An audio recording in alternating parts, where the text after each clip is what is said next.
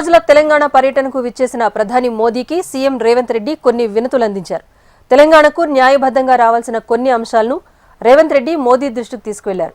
ఎన్టీపీసీలో 4000 మెగావాట్ల విద్యుత్ ఉత్పత్తి సామర్థ్యం ఉంటే గత ప్రభుత్వం 1600 మెగావాట్లు మాత్రమే సాధించిందని, మిగిలిన 2400 మెగావాట్ల ఉత్పత్తికి కేంద్ర ప్రభుత్వం సహకరించాలని రేవంత్ రెడ్డి కోరారు.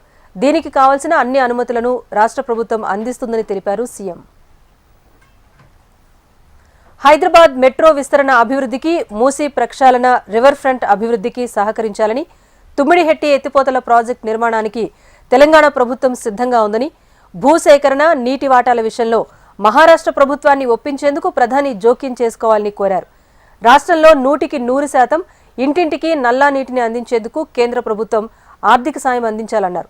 ఇందుకోసం కేంద్ర ప్రభుత్వం ప్రతిష్టాత్మకంగా చేపట్టిన జలజీవన్ మిషన్ నిధులు కేటాయించాలని విజ్ఞప్తి చేశారు. హైదరాబాద్ రామగుండం, హైదరాబాద్ నాగ్పూర్ రహదారిపై రక్షణ శాఖ భూముల మీదుగా ఎలివేటెడ్ కారిడార్ల నిర్మాణానికి అనుమతి ఇచ్చినందుకు కేంద్ర ప్రభుత్వానికి ముఖ్యమంత్రి ధన్యవాదాలు తెలిపారు. వీటితో పాటు హైదరాబాద్ శ్రీశైలం జాతీయ రహదారిపై అమరాబాద్ ఫారెస్ట్ ఏరియా మీదుగా ఎలివేటెడ్ కారిడార్ నిర్మాణానికి సహకరించాలని కూడా విజ్ఞప్తి చేశారు.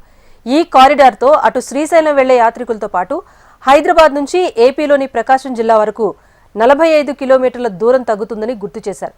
కాగా మొన్నటి ఆదిలాబాద్ సభలో కేంద్రంతో గొడవలతో ముందుకు వెళ్లబోమని, సఖ్యతతోనే నడుచుకుంటామని, అప్పుడే రాష్ట్రం అభివృద్ధి చెందుతుందని అన్నారు. ఇందులో భాగంగానే ప్రధాని మోదీకి రేవంత్ రెడ్డి పలు వినతులు అందజేశారు.